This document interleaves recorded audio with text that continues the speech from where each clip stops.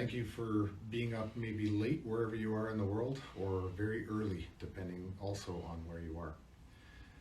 We just wanted to do this live stream to talk about a few very important updates that we've had today. On this day, February 17th. Recently, the federal members of parliament met for an emergency debate, which resulted in a vote. And this vote was just to put forward a plan. The motion was to actually not make any decisions, but just to have the federal government across all the political parties, or the Liberal Party, to commit to a plan by the end of this month. Well, unfortunately, we find ourselves in a situation where they couldn't even do that. They couldn't commit to actually coming up with a plan to end the mandates. So yet again, truckers are here in Ottawa doing their work for them. And if you really want to know, there was a vote. It was voted down 185 to 151. And so yet again, the federal government has failed us in our wishes that they represent what we as Canadians need.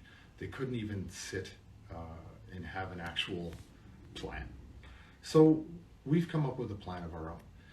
Yesterday, leaders of this Freedom Convoy read this statement that I'm going to take some extracts from.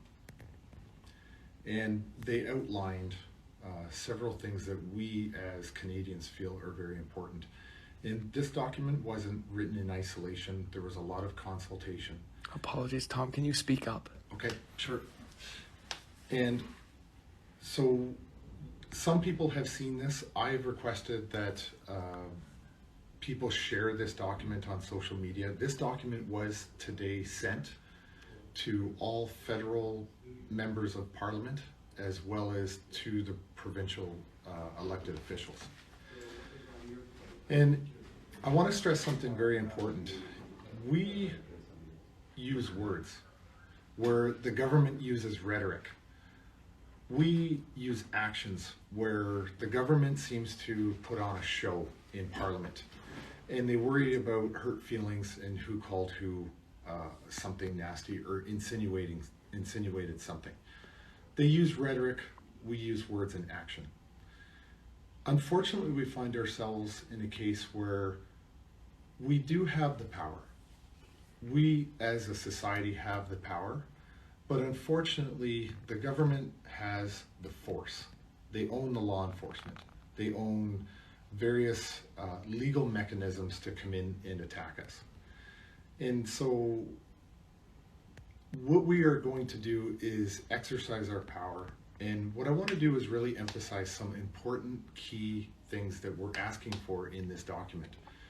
And I'd like to just read them again, because I think it's very vital for Canadians to understand what it is we're asking for. Okay, so what I'd like to do is just read some excerpts and talk about them in a little bit of detail as to why they're so important. So we call upon our governments to restore the rights and freedoms of all Canadians. End all vaccine mandates. And we have 5 things that we would like to see happen. End federal, provincial, and municipal vaccine passports. End masking requirements. End all state of emergency declarations pertaining to our peaceful protests. And not just ours, all of the organic peaceful protests that have sprung up all across Canada and maybe even North America. Provide financial protection for the small businesses harmed by the COVID restrictions. Respect freedom of choice without discrimination. That's pretty important. Respect freedom of choice without discrimination.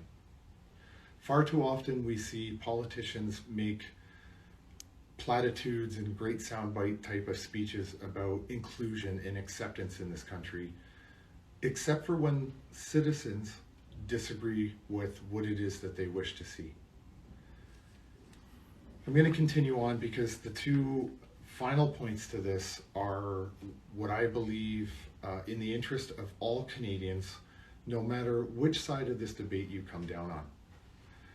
Furthermore, Canadians want assurance that our governments will not repeat the same mistake again. We propose the following steps be taken to ensure this. 1. Supreme Court of Canada review of government actions. We need to know whether our rights under the Charter mean anything. We call upon the federal government to initiate a constitutional reference question to the Supreme Court of Canada about the constitutional validity of the COVID laws and restrictions. 2. A public inquiry of government's response to COVID. Some of you may not be old enough to remember the Somalia inquiries in the early 90s, but I am. I watched it. I knew people that were part of that inquiry.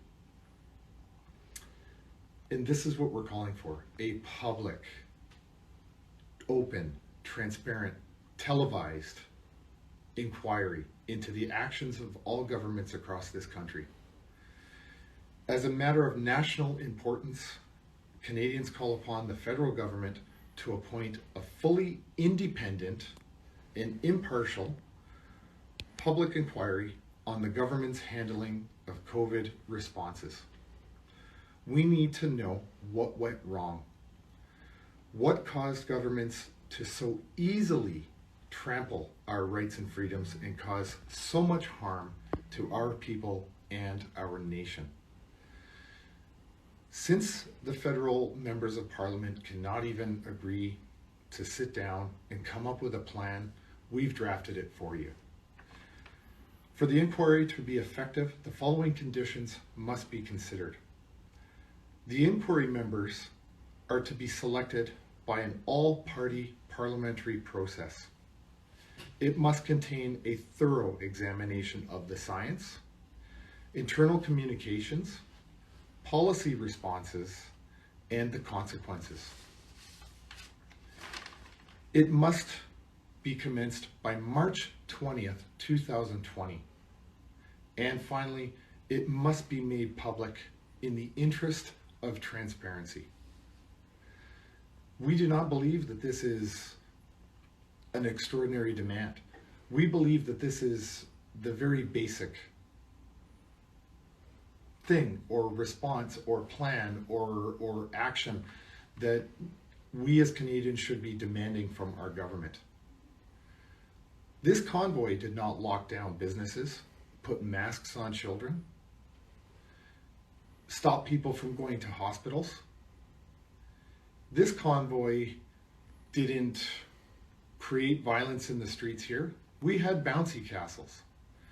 This convoy didn't stop you from seeing your loved ones at Christmas and tell you to not hug them. But I've never been hugged so much in my life since I've been here in Ottawa. We are the citizens of this country, and the people in Parliament work for us. If they are to truly claim that they are public servants, it is high time that they actually start serving the public. We're tired. We would like to go home. But to go back to my earlier point about having power versus having force, we are seeing the City Council of Ottawa go into complete chaos. Members of the Police Services Board have been fired.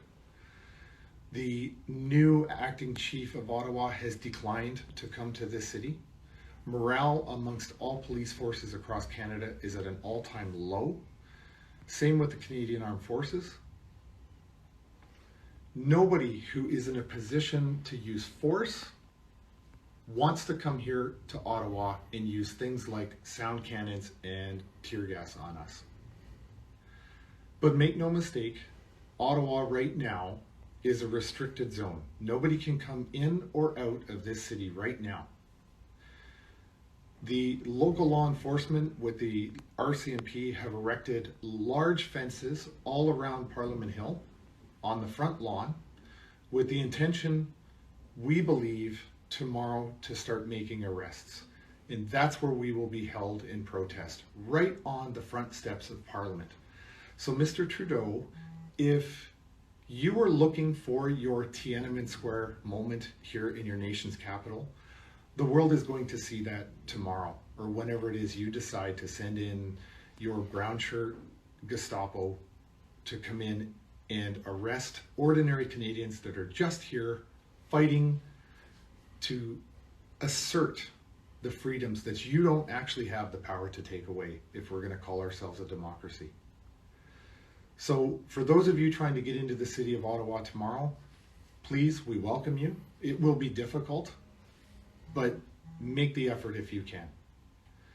And for those of you who are law enforcement and maybe you watch this tonight, this is your moment. This is your opportunity right now, tonight, to give yourself a gut check and honestly answer the question for yourself. If I do this tonight, if I do this tomorrow to ordinary citizens, what will I be asked to do to Canadian citizens 2 years from now? The choice is for you, law enforcement. Are you going to uphold the charter? Or are you going to just worry about paying your mortgage today, this week, and putting food on your family this week? But what about tomorrow? What about when it's your children?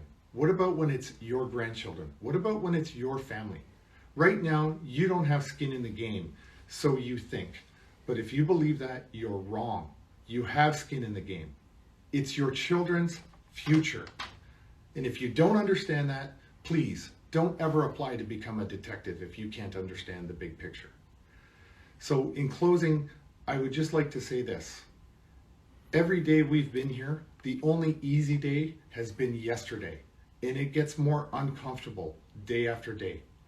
2 of our members of the leadership team have been arrested for mischief. They are currently being incarcerated right now as we speak. We are not deterred. We are not afraid. We will stay here until the government of Canada acts like the government of Canada should. Thank you.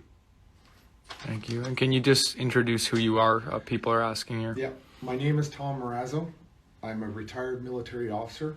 I served both regular force and in the reserves for 25 years total.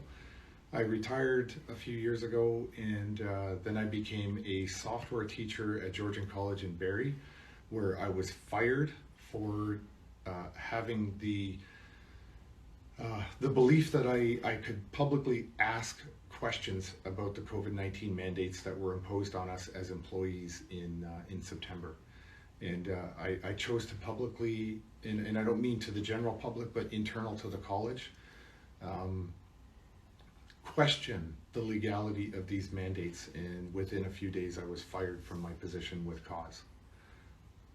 Okay, and so give just a quick high level of where people in Ottawa, these truckers parked, what is their marching orders? What are they doing?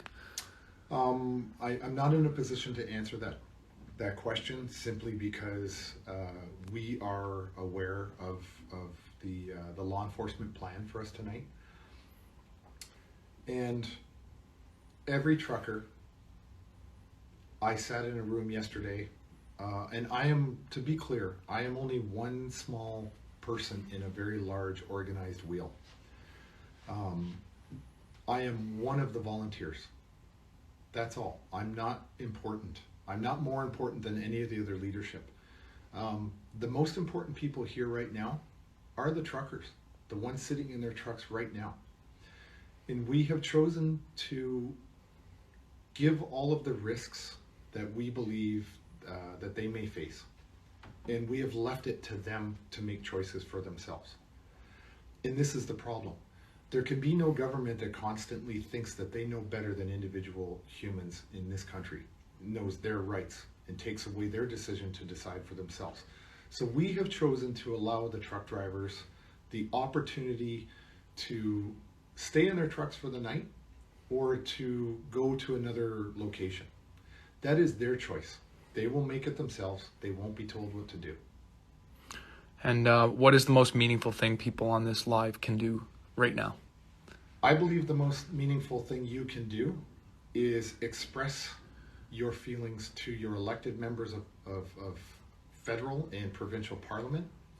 And I also think that if you have the ability to come to Ottawa, because you have a right, and if you've been watching any of the lawyers speak about the legal ramifications of the War Measures Act, also prettied up and known as the Emergency Act, you'll clearly see that your attendance here in the city is not a violation of any of the orders that were given under the Emergency Act. So if you want to come to Ottawa, it's your nation's capital. You come to Ottawa. This is supposed to be a free country. Exercise your rights. Thank you. Can you just repeat who's been arrested so far? I believe it was Tamara and Chris that were arrested for mischief. And when you say people coming in and out of Ottawa, you just mean the district that's been cornered off, not all of Ottawa. Not all of Ottawa. The downtown core around Wellington and just south, heading towards the 417 highway. So it's mostly the inner core where the trucks are currently parked. So people can come to Ottawa and just find their way down. Find your way in. It's a path of least resistance for water. And let me just say this one thing. I saw this phenomenal, I may have said this already, but I saw this really phenomenal sign on the weekend. And it said that the truth doesn't mind questions, but lies do. We have a lot of questions, and I'd like to get them answered. So starting on 20th of March, I would really like to see a lot of people being held accountable and justify the decisions that they've made that have put our lives into such carnage. And we're just getting I'm getting tons of feedback that Tamara wasn't arrested. So okay. I do know for sure it's Chris Barber. I can confirm that Chris was arrested. I do know that for a fact. I'm very happy if Tamara was not arrested. I'm thrilled about that. Mm-hmm. And I know that Tamara, had that been the case, like myself, I am prepared. I do expect that at some point the bullies are going to come out and I may be arrested. If I'm not, that's fine. Maybe they don't do it today, maybe they do it 2 weeks from now, 3 weeks from now. It doesn't matter. There's a legal mechanism in this country, and I'm fully prepared to engage with the legal system. I have broken no laws. I've done nothing wrong. It's up to the law enforcement if they want to make martyrs of all the people that are here as part of this protest.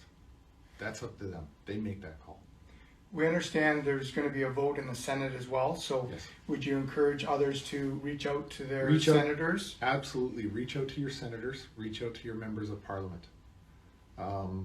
We are all keenly aware that in this province, there's an election in June. Okay? But we are also keenly aware that this next election in June will be about the lesser of evils. Okay? My prediction, Doug Ford will get elected because nobody has faith in any other of the other mainstream parties here. So what are we going to be left with? The devil we know or the devil we don't? And from what I'm seeing, the other political parties in this province of Ontario have been calling for stricter lockdowns. It's sad. It's sad that these people actually look themselves in the mirror and call themselves public servants, because they're not. They're bullies. When they cannot move people to follow, when they cannot inspire people, they can't lead. So what do? They declare emergencies. They give themselves special powers and more money. And they enact legislation meant to further restrict those who don't agree with them. That's not Canadian. That's not a free society. That's not a democracy. That's a bully. That's what that is. And it's happening all across this country. And we're sick and tired of it. So I'm sorry for the people of Ottawa who feel inconvenienced about truckers being here, fighting for your rights and your freedoms. I'm sorry that you are inconvenienced. We get a lot of support from the people of Ottawa, a tremendous amount of support.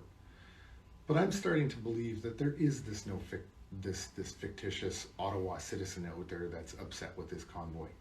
Crime is down 90%. We shovel the driveways. We protect the monuments. We pick up garbage. We put it at collection points. We put salt on the roads. We shovel the war memorial. We have veterans standing there 24/7 protecting those sacred monuments for us.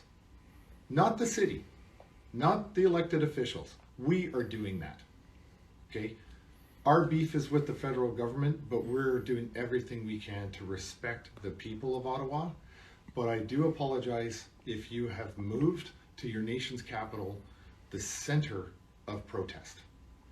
You don't move beside an airport and then complain about airplane noise. I'm sorry.